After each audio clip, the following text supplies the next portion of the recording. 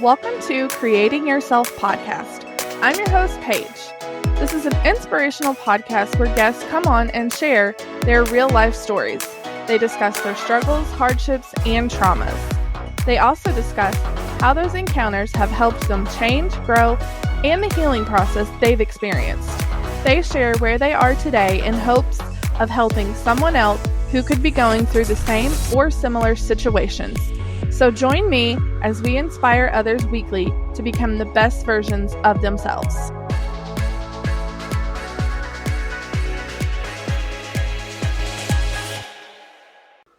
Hey y'all, welcome into another episode of Creating Yourself podcast with me, your host Paige. Today I have on Erin Smith, and she's going to be talking to us about her daughter who is diagnosed with OCD, ADHD, and GAD. She's going to be sharing her journey as a mom, focusing on her facing the challenges of her daughter being put on a medication that made her violent and suicidal. Hey Erin, how are you today? I'm great. Thanks for having me. Yeah, I read your story in an article in a local newspaper or magazine that we have in our city because we're in the same town, and it just jumped out at me, and I really wanted to get in contact with you because it interested me, and I just wanted to hear more about your story. So I'm excited to hear the whole thing today. Well, thanks again, like I said, for having me. So my daughter, Izzy, who is now 19 years old, we've had just an interesting go of it as a mother and daughter.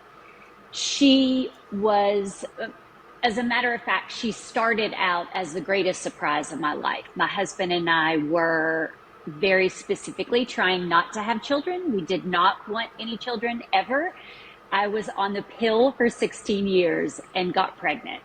So it was clearly in my life path to be a mother. Like the universe needed this to be a part of my existence. Izzy was a really cool kid, but it was kind of evident early on that she was maybe a little neurodivergent.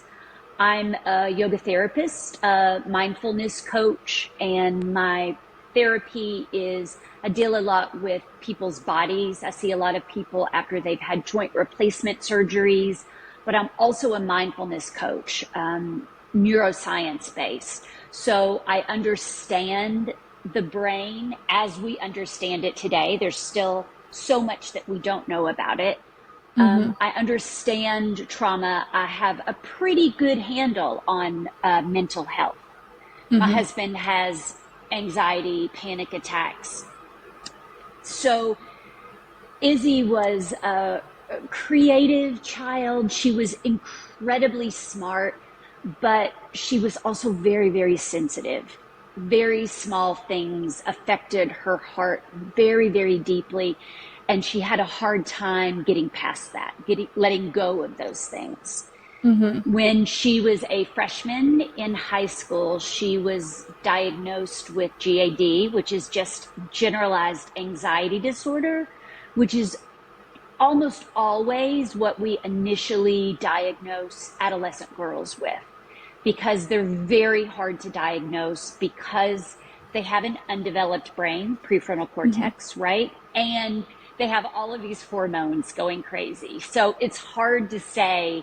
With adults, it's a little bit easier to say, oh, you need a little more serotonin or you're low in dopamine. We can't really do that with adolescent girls because their hormones are all over the place. So what is mental illness and what is just natural puberty? So they just said she had anxiety and specifically a transitional disorder. Totally made sense to her father and I. She had always kind of struggled with changes. She likes things to be a certain way. That makes her nervous system feel safe. Yeah. So she was having some panic attacks. We found an amazing therapist through Mountain Comp in our local town. Cannot say enough amazing things about Mountain Comp. And then COVID happened. And during COVID, how they were saying, we're all in the same storm, but we're not in the same boat. That was the worst time in our family's life for me Yeah. personally. My husband was a frontliner. He's a physical therapist at the hospital. So he was having to go in every day with this unknown factor, this virus that they were saying Yeah. might kill you if you ever see Right. it. My business was shut down, so I wasn't working. And Izzy was sent home at a time when a 14 and 15-year-old girl, their peer group really is the most important support system for them. Yeah. They think it's truly their parents still, but so that Right. she was sent home. She was out away from her peer group for about a year, and the panic attacks started to get worse. She was then diagnosed with ADHD, which also made sense. She's a musician. She and I take guitar together. She could pick up her guitar and get lost in a song and play the same song for hours on end, but Mm-hmm. forget to eat, right? Mm-hmm. So the ADHD still made sense. It was just really hard to medicate. Again, because she was an adolescent girl, Yeah. changing prefrontal cortex, all the hormones. And my husband has had the same thing. He sort of genetically is hard to medicate. So I have personally witnessed the ups and downs of mental health pharmaceuticals as the people that I love the most have attempted to balance their neurobiology. Going on and tapering off mood stabilizers really became our full-time job as a family for like 2 years. Depakote, hydroxyzine, Zoloft, Ritalin, Abilify, propanolol, Lamictal, like if it was FDA approved, we probably tried it at some point Mm-hmm. in this house. The people that I love the most both have brilliant brains that are genetically predisposed to suffering and really hard to medicate. So Izzy was almost failing her history class, and she scored a perfect score on her ACT in math as a freshman. So Wow. we were seeing these like really Yeah. huge swings in her brain, like brilliant mind stuff. Give her a math Mm-hmm. problem, give her a piece of music in her guitar, she could play it right immediately. Give her some really confusing and crazy algorithm in geometry. She hadn't even had geometry or algebra yet, or trig, and she got a Mm-hmm. perfect score. That's Yet she crazy. was almost failing some of her classes. Yeah. So as a mom, I didn't know what to do because she was sitting in front of a computer. That was her school all day Yep. during COVID. So I would Yep. reach out to teachers, but it was really hard. That communication was just really hard. Yeah. So I had school's kids not during going COVID. great. Yeah. Mine It's were, really tough. And I think mine was either preschool or kindergarten and fourth grade. And fourth grade just going to going say, into I was at fifth least grade lucky. was horrible. It was awful. Yes.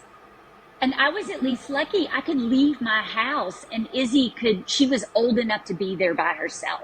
My Mm-hmm. friends who were doing COVID and remote learning with preschoolers and elementary kids, seriously, I don't know how you kept your sanity. I don't Because moms were remember. trying to It's a run blur. a household. Yeah, It was a blur. Like, exactly. I Our feel like it's trauma one of those response, trauma response basically. blocked it out. Yeah, I don't remember. Like, I remember making a TikTok with like a Jack Daniels bottle and being like, I just found out that we have to do this for 6 more weeks. Like, please send help. Like, Please it send was help. just, I think yeah. at some point we all just went like dorsal vagal, that like numbing out part of your nervous system. Like we had Yeah. no fight or flight left, and we just went to freeze. And so now Mm-hmm. when we look back on it, it's almost hard to remember exactly what was going on.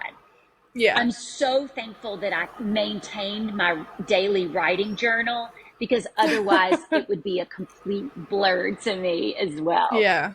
So we're kind of in middle school right now. I mean, middle of high school right now. She's 15, and we're still trying all these meds. One gave her screaming nightmares. Oh One left her gosh. jittery and unable to sleep. One made her a zombie. And then finally we tried one, and the psychiatrist was so awesome, but she said we were kind of getting to the last things we can try. And the one we're going to try, there is, she might become suicidal.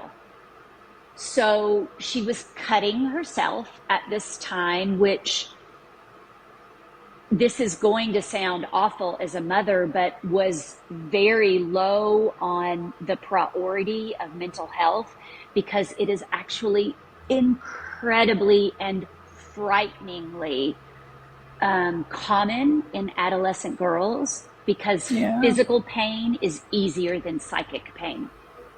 So lots of adolescent girls would cut themselves, and the therapists were like, this is not something we're worried about. We'll just create a safety plan while she starts this medication. And about 3 days into the medication, she came to me and said,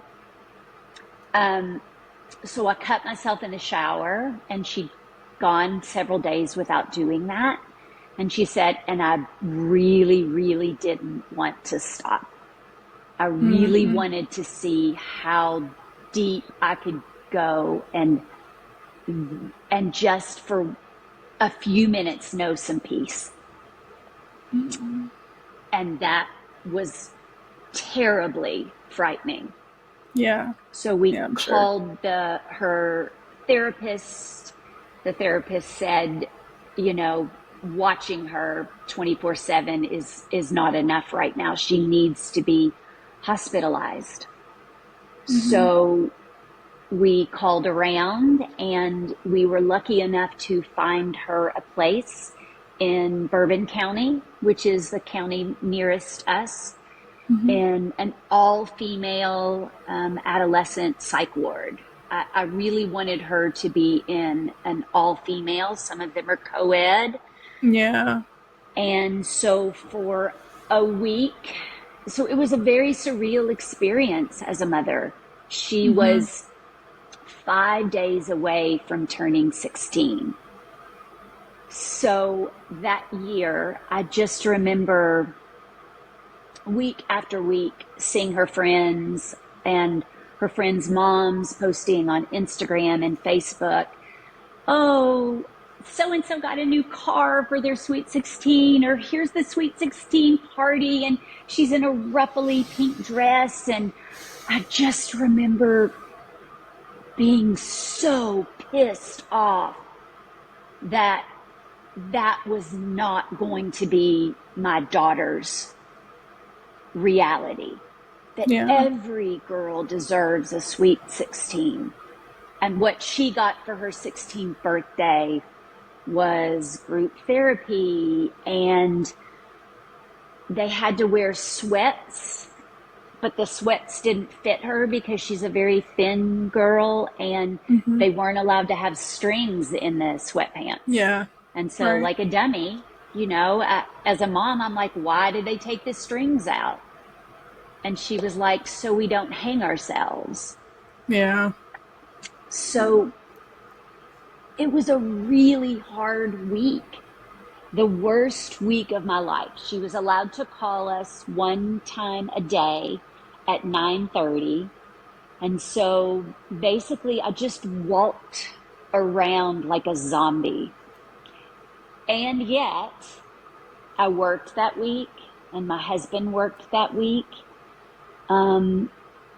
Mental health is not well covered by insurance in our country. Yep. It is one way we've really let all the generations down, but specifically the generation coming up, that we are not supporting their mental health in this way. Yeah, and I think especially too for like children and adolescent mental health, like it's so overlooked. I actually just saw on the news the other day a lady in, it might have been Bourbon County.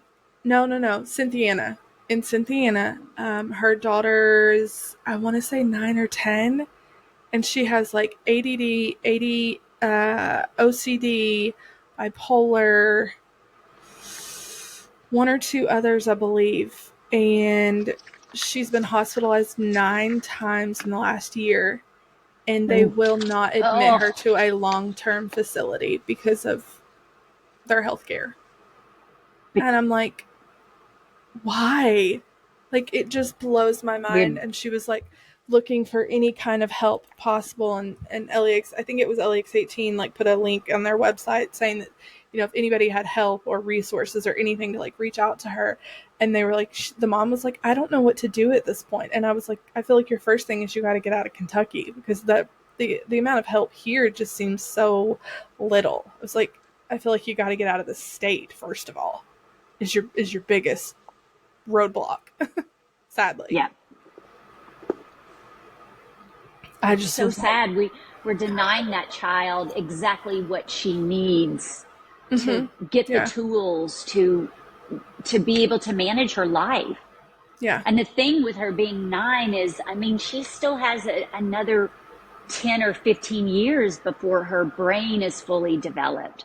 So that's the most important time. You know, like that. I did know that if I could keep Izzy alive, keep her from committing suicide, every year that she got older and her brain developed a little bit more, it would be a little bit easier.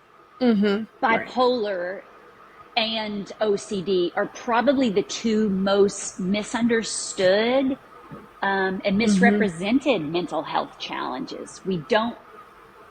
Most people don't understand what they're dealing with. It's a brain that is structurally and functionally different than what we would call a neuronormal brain. Like if we look at people with OCD through neuroimaging, their brains are just completely different.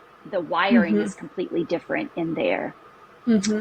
So she was suicidal, right? And she wasn't the only one. We know that now that we are starting to sort of unpack COVID, we know that there were far too many adolescent suicides during COVID. We know that we really failed our teenagers and middle schoolers and young adults.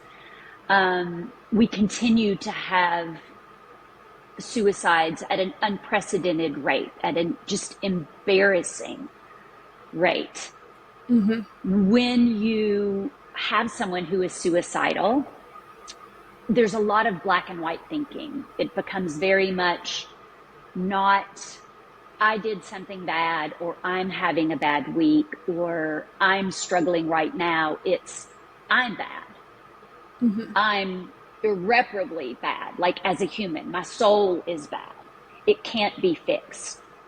So they always tell you to find just one thing that gives you hope, one thing that you're looking forward to.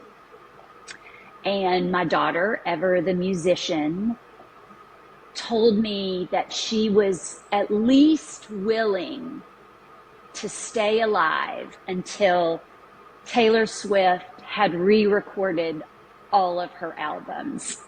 And I thought, I'll take it. Right. So we still don't have Reputation. So I'm still good for a little while. So I will always love Miss Swift, and I will always be forever a little in her debt. So they let Izzy out kind of for good behavior. She likes to say she was in the slammer, right? They let her Yeah. out of jail for good behavior a day early so that she could celebrate her 16th birthday at home.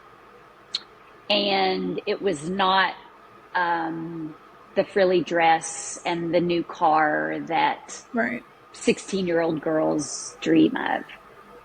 It would take another year and a really great panel of mental health people to finally diagnose her with OCD. Adolescent girls are not only hard to medicate, they're hard to diagnose because their hormones are changing. So that 9-year-old, she may not keep all of those diagnoses, Yeah. right? Right. Or the bipolar may be completely managed and the OCD be a problem for a while. The OCD be perfectly managed and basically seem like it isn't there, and the anxiety or the depression be the Yeah. problem, Right. right? So what do you know about OCD? I And it's don't fine if you know. don't know Yeah, I don't much. know a lot about it. I have, like I said, I have two boys, and both of mine are ADHD, and they have been, gosh, I mean, probably a long, long time. My oldest is getting ready to be 14 next month, and my youngest will be 9 in September. And my oldest had like behavioral issues from the time he was like 2. I mean, he would get to the point where he would get angry and get mad, and he would like slam his head against like a table or the wall or a chair, like whatever was the closest to him.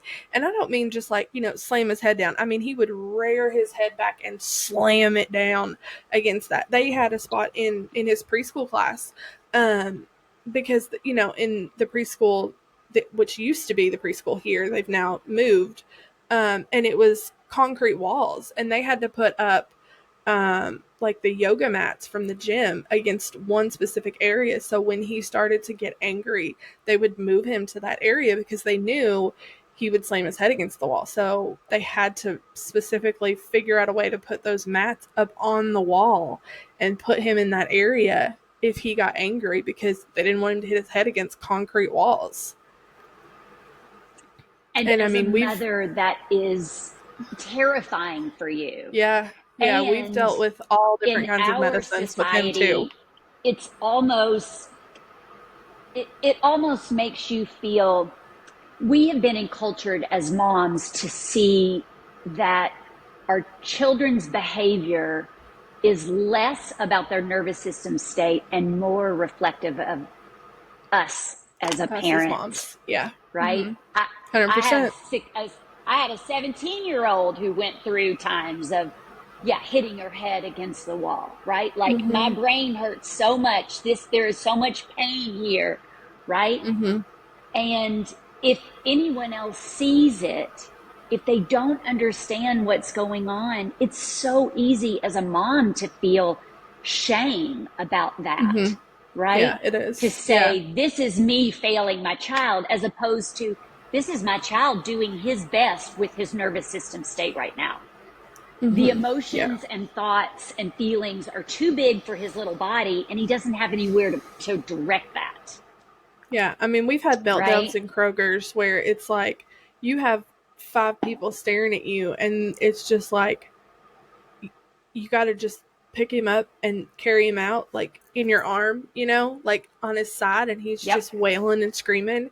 And it's like, in your heart of hearts that it's not you as a mom, and everybody staring at you thinks she can't control her child, and it's like, no, my child has correct, mental issues, and if I don't get him out of correct. here because he's so overstimulated, it's not going to stop.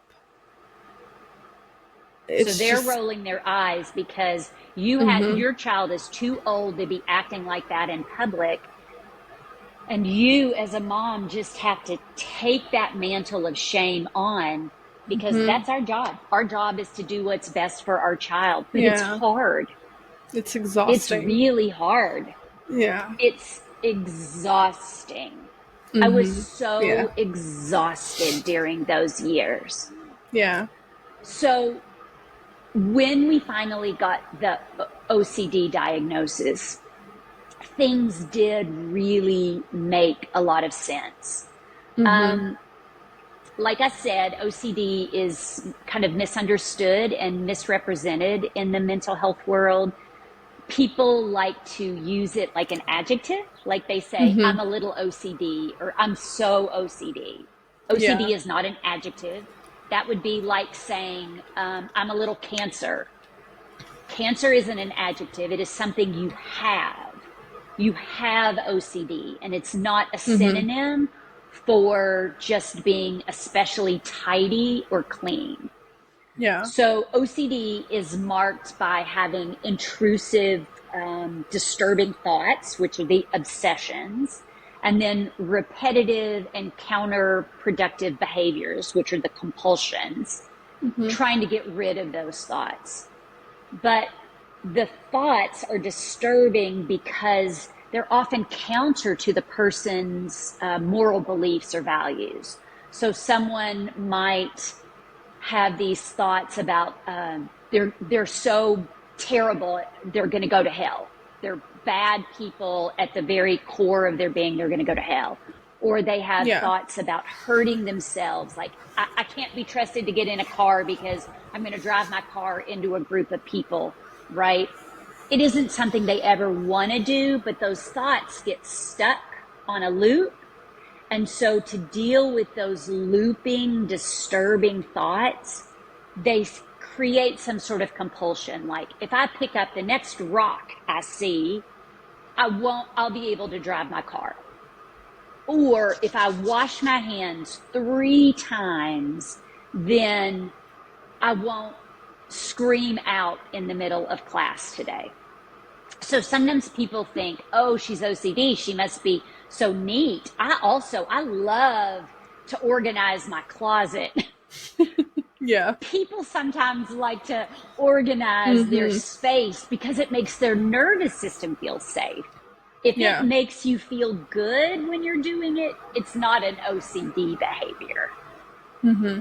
So it's easy to judge someone when they say, I have OCD, only because most people don't understand what that means.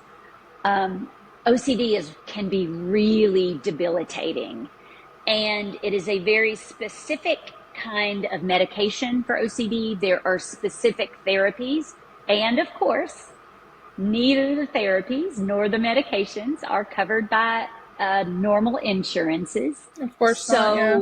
So many kids, I think we have a lot of people not being diagnosed with it because they don't have the means to treat it anyway, Mm-hmm. right? Uh, Yeah.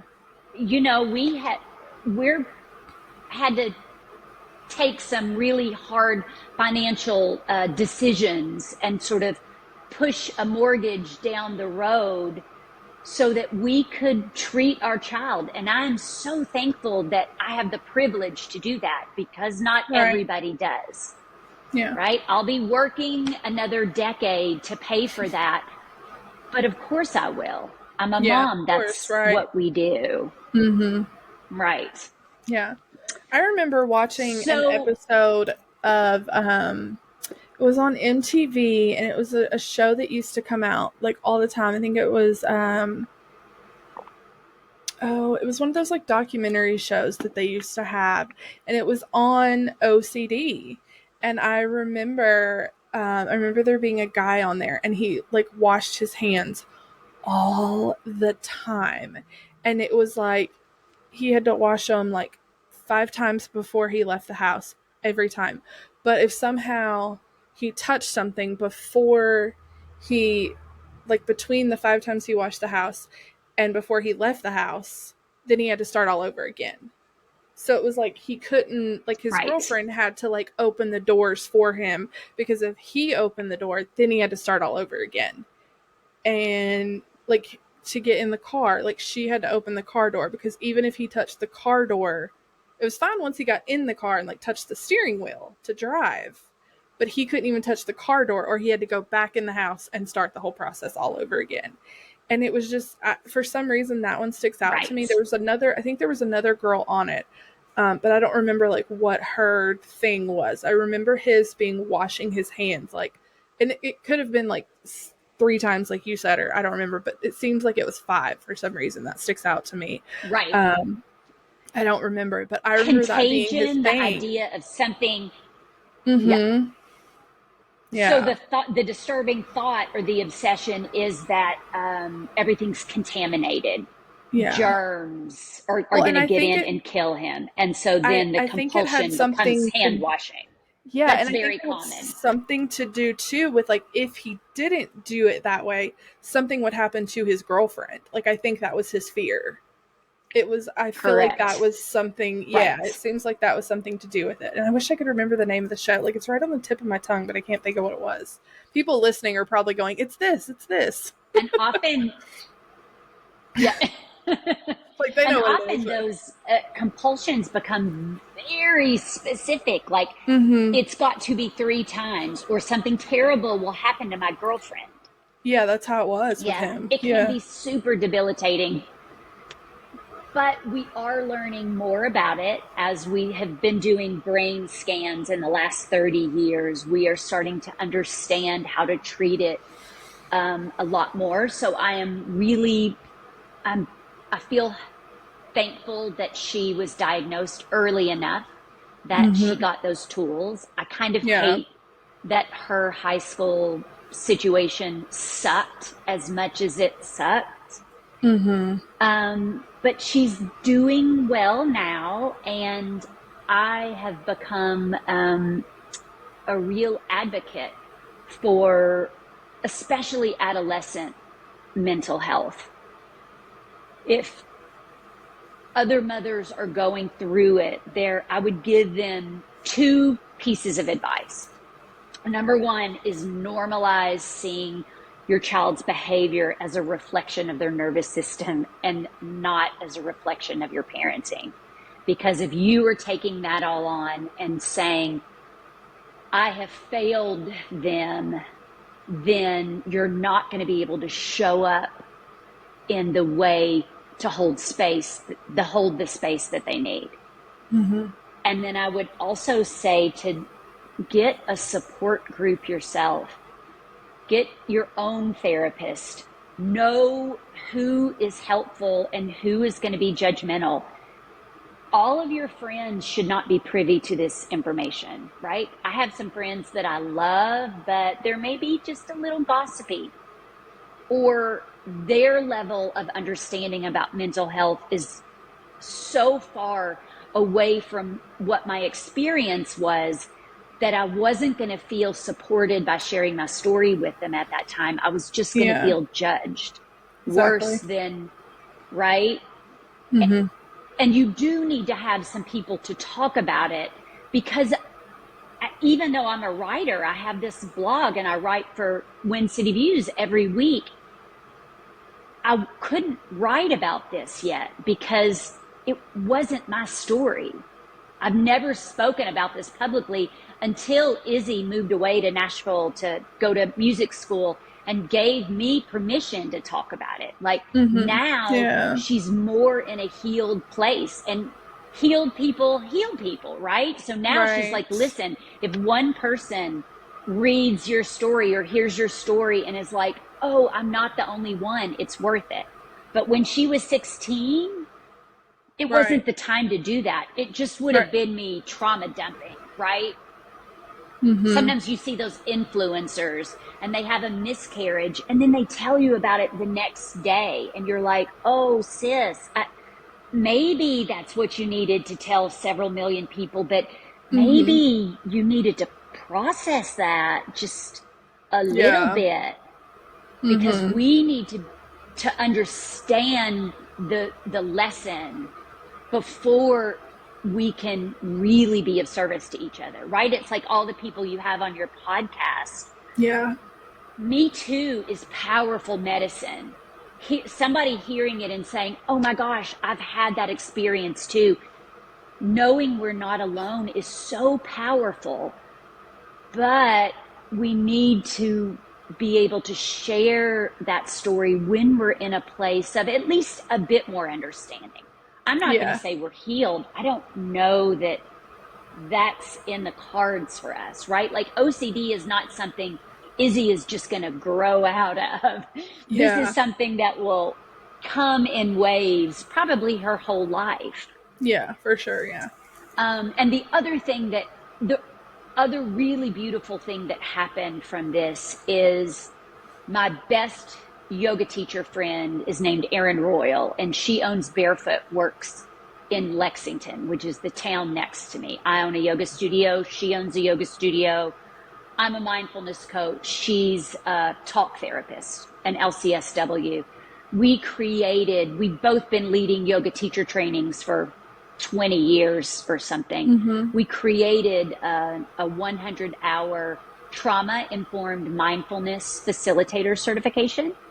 And we just graduated our 3rd class. So yoga people, but also teachers, nurses, policymakers, people working in corporate settings are now certified to go back into their own families or community groups or mostly workplaces. So I was going to say their own businesses and corporations. Have these conversations. Yeah. So it's all neuroscience based. It's all nervous system based. We talk about all the neurotransmitters. We talk about trauma in depth, because what I now know as a yoga teacher and yoga therapist of more than 30 years, everybody has trauma. Oh, yeah. Nobody's getting out of here free. Now, I mean, it's just not going to happen. Sometimes you'll hear some therapists call them like little T traumas or big T traumas. Yeah. Even those people who seem like it's all so perfect and they're so privileged, they're hiding a whole bunch of little T traumas. And if they say they aren't, they either haven't faced it themselves or they're just lying because it isn't part of their social media brand. Yeah. Right?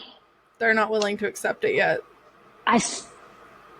Correct. I'm so much happier when someone says, like, how are you doing? Well, to be honest, it's kind of a shit time right now.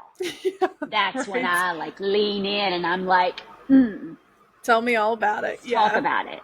Yeah. I'm here, right? I've been there, so I can be here to hold space for you. Yeah. Yeah, that's why I loved starting this podcast and like getting to know other people and hearing other people's stories, because I'm like, not only has it really done so much healing for me, I feel like it's, it's opened up all these doors for me to like really understand, and it's given me so much more sympathy and empathy, and it's just changed my outlook on life in so many ways that like I never even expected or thought about or considered when I started this, because I'm like, I look at things so much differently now. Like my perspective on life is so different. And it's just from hearing other people's stories and like their traumas. And I'm like, shit, like people have dealt with that. Like people have gone through that. And it's like, wow, like you just sit back and you really think about your own life and what you've been through and like the people that you know, that how they interact with people, and you're like, maybe I don't really need this person in my life anymore because of how they interact with people. And it just has really changed my whole life. And I actually just completed my life purpose life coaching certification last week. So I'm going to be starting doing that. Congrats. And I absolutely like loved the course and like taking it and learning stuff. And even like taking the course, I was like learning things about myself that I didn't even know. And I was like, this is fun. Like, I love this. So I'm really excited to like dive into that too. And I don't know, it's just something about like talking to people and helping people and like figuring things out like that. I don't know, it's a whole new outlook on life and I love it. That's awesome. Yeah, and I think excited. Specifically mothers too, like there's a lot that women are carrying a lot in today's world. We are being asked to carry a lot. Yeah. And Yeah, I think. we need one another, and we need one another's stories so that we don't feel so alone, so that we continue to use those things that we're designed to nurture those around us. I mean, the Mm-hmm. neurotransmitters and the hormones in the female body, like, we are biologically designed to take care of one another. And Mm-hmm. I think it's Yeah. detrimental to our own mental health when we aren't talking about what's going on with us, right? Mm-hmm. Because then instead of someone hearing your story and saying, yeah, me too, they're thinking, what's wrong with me? I'm the only one. Mm-hmm. Everybody else is so happy. Everybody else is having this amazing life. And somehow I'm screwed up. I'm the only one that can't handle it. No, Yeah. we're all screwed up. We all have our We're shit. all It's doing the just best we can. We right. all have our shit. We're all just trying to figure it out in different ways and dealing with it different ways, but we've all been through shit. And that's like what I've really learned is like you look at people on the internet and it's like, okay, some of that is probably true. But like, what have you really been through? Like, I really like. I want to hear your real story. And I always joke. I'm like, look, I don't have anything to hide. Like, all of my skeletons are on my front lawn on Halloween for decoration. Like, I put all that shit out there. Like, I don't have anything to hide anymore because I mean, like, why? Like, I just don't have anything to hide. I'm like, listen, I've been married twice, divorced twice. I have 2 kids by 2 different men. Like, I've been a domestic abuse survivor. Like, I have all these things that like have gone wrong in my life, and I have no reason to hide it anymore. So I put it all out there. And if people can't handle it, or they don't like me for who I am, or whatever the case may be, then like, cool. I'll just keep moving on down the road because that's my life, and it is what it is. Good for you. You Yeah. serve the world best by showing up exactly as you are. The Mm-hmm. more we try to mask, the less authentic we are and the less actual change and progress we can make in the world. We all have Yeah. to show up as we are, and our experiences make us who we are, Right. right? Yeah. Yeah, Well, and I think that's been my most important lesson from all of this is just realizing to just not give a shit to and like to teach my kids that be who you are and don't worry about what other people think because in today's world children are so worried about what other people think of them. And my kids come home and they're like, "Well, so and so said this about me because of whatever." And I'm like, "Who cares? Don't worry about it." Like if they want to say that about you, let them say it. You can show them that that's not who you are and move on about your day. It does not matter. And I think that's my biggest thing is like, that's right. let them say whatever they want. Who cares? Doesn't matter.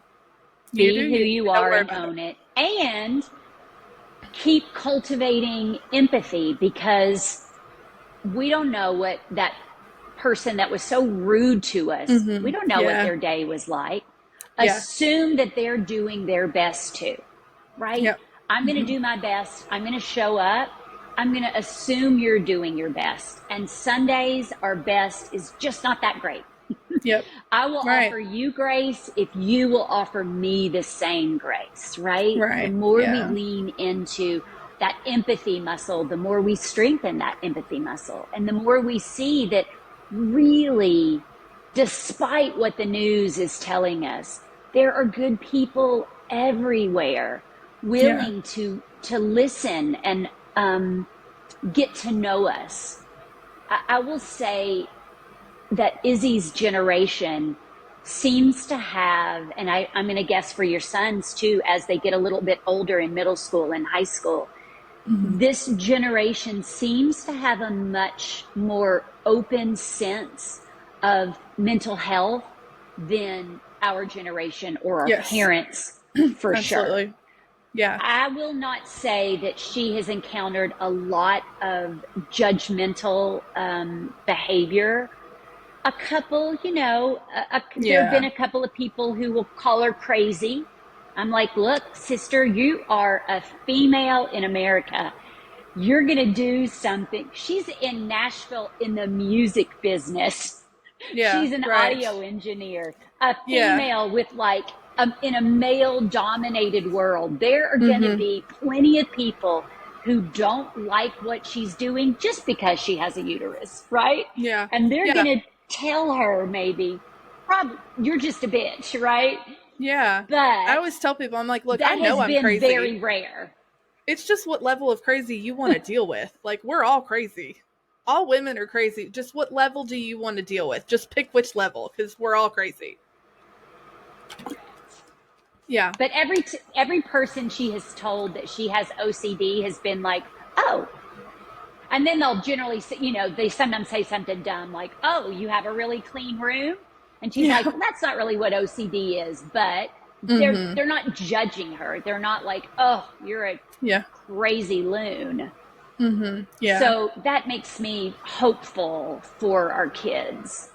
I Yeah. try to be hopeful because life is hard. Yeah, it is. I think I've talked about it a lot here recently on episodes where I feel like our generation and before is like we have kind of figured out what mental health is, and we've kind of created the tools to work through mental health. So this next generation is really taking on what we've learned and what we've created and is putting it to the test and using it. Because before us, like, there was no like mental health talk. Like, we didn't know what it was and all that. Like, we've kind of created the tools and the terms and figured out what it is and how to work through it and all the things. And like, our kids are taking that and like building up on it, I feel like. Right. And so, for Mm-hmm. any moms and dads out there listening who have some concerns or questions about any of their kids' behavior, I would really urge you to gather a group of intelligent people around you. Do Mm-hmm. your Yeah. research and 100%. don't be scared to talk to your doctor and get a therapist and then get a different therapist if that wasn't the right fit, and get a Mm-hmm. good psychiatrist, and take the gene test. They can swab your Yep. cheek now I've done that. and do a better job with medication. Yeah, they Yep. can, it's not an exact science with SSRIs, but we can at least say, hey, you're going to absorb Prozac too quickly. Why don't we try something Yeah. else instead? Yep. I did it for my anxiety medication And that, because I take anxiety medication and I was on Zoloft for almost 10 years and I was like, I just don't feel like it's doing anything anymore. So we did the swab and they sent it off and sent it back, and it was in the like the red where I was like, should not be taking it because it doesn't work well with my body. And I was like, well, that's great to know after 10 years of taking it. right? Like, yeah. So, yeah, I would urge a lot of people, if you are on any kind of depression, anxiety, anything like that medication, to definitely, if your insurance will cover the swab test, 100% do it, because it will blow your mind as to what you should and should not be taking. It did mine. It blew my mind as to what I should and should not be taking. Yeah. We had the exact same experience with my Mm-hmm. husband. He was on 3 different medications for the last 20 years that have Mm-hmm. just not been great. And as soon as we found out that he could do the swab test, he did it with Izzy, and they changed his medication, and it's been a game changer for Mm-hmm. him. Like, Yep. oh, so, okay. He took Paxil for 15 years, and Paxil was the red with an exclamation mark. Mm-hmm. Yeah, like, don't take Like, this. your Yeah. genetic makeup, yeah, this is not a good fit for you. And we were like, Yeah. oh, okay. Right. Yeah. And because I told the doctor, I said, I just don't see the point in Information is like, so empowering. yeah, I told the doctor, I said, I just don't see the point in trying all these different medications and being this up and down, up and down, up and down, if I can just do the swab and it's automatically going to be like, this is what you should take. I was like, what's the point in doing all that if I don't have to? Like, that seems silly to me. So, and I actually heard about the swab test on another podcast, like a true crime podcast that a girl did because she was very suicidal on the medication that she was taking. And I was like, swab test, what is that? And I looked it up, and sure enough, I went in and I asked my doctor, and There he you was like, your go. insurance will cover it. And I was like, all right, cool, let's do it. So yeah, I mean, and it's crazy. It literally like blew my mind as to what I should and should not be taking. And I was like, all right, cool. So, well, and like you said, I think one thing that stuck out to me that you said is having Taylor Swift as kind of a keep going thing. She's gotten so much flack here lately for who she is and her artistry and all of that, especially with her latest album. Me and my friend actually did a podcast about her on our other podcast that I have. And I've gotten really into her music here lately. And I'm not like a Swiftie, and I don't follow her and do all her Easter egg craziness and all of that stuff. And I've liked some of her music over the years, but here lately I've really gotten into her music, and this album is just like it's on repeat for some reason. I really like it. So I love that she's kind of like followed that. And listen, I think Taylor is, looking at her overall, I don't agree with like some of her political views and things like that. But again, as an adult, you can look past those things and still love the artist and the person. But I think overall, as a role model, I think she's really great. I think she's an amazing artist. I think she's the best song lyricist of our Right. time. That's And literally what she I is the said. reason that, she is the reason Izzy picked up a guitar when she was 5. So in our Yeah. house, we say that year 5, just like 11 is the wizarding birthday and Harry Potter world, 5 in the Smith household is music Christmas. So we told her she could ask Santa for whatever she wanted. I was hoping it wasn't a piano because that's so much space in the house. Yeah. Her father plays the drums. He was hoping she would pick the drums, but she picked the guitar for Taylor Swift. And so, I mean, Taylor Swift is really the reason Izzy is in Nashville now, trying to, looking for a career in the music world. Yeah. So I'll Yeah. always be indebted to her. Yeah. Has she actually gone to any of her concerts or anything? That is a whole traumatic story, Paige. Short answer is at Rep was Izzy's first concert ever. And then we saw Rep, and then Lover got canceled for COVID. And then we had tickets to see her in Nashville last year, and we got caught in that tornado. And we got caught outside, and they told us nobody had cell service. So we stood in the rain for 4 hours, left at 4 hours. She came out at 4.5 hours. Never saw her. But she would have been playing until 3 a.m. our time. Yeah, it was the most traumatic situation ever. Oh my gosh. Oh, what are you gonna do? Yeah, that sucks. I mean, we made a TikTok that day. My one and only TikTok in the whole world getting ready. Izzy sewed a costume. It was amazing. Like the whole thing. We had posters, all of it. We never saw her. No. It was heartbreaking. Oh, that sucks. I know. Yeah, I saw her. But it's a great story now. Right. I went to see her. I saw Keith Urban at, was it Louisville or Rupp Arena? I don't remember if it was Louisville or Rupp Arena.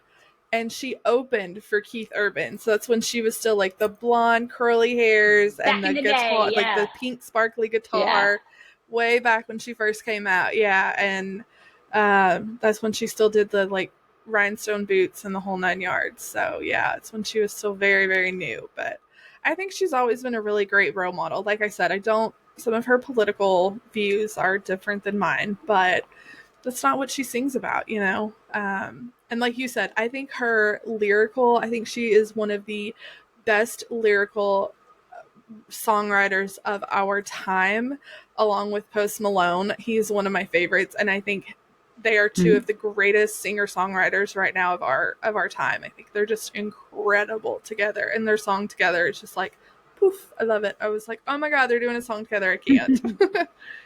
So, It's yeah. great. But, well, listen, I've loved having you on. I wish her all the best with her career and her Thank mental you. health. And hopefully she will make it big and be up there with Taylor one day. Thanks so much for having me.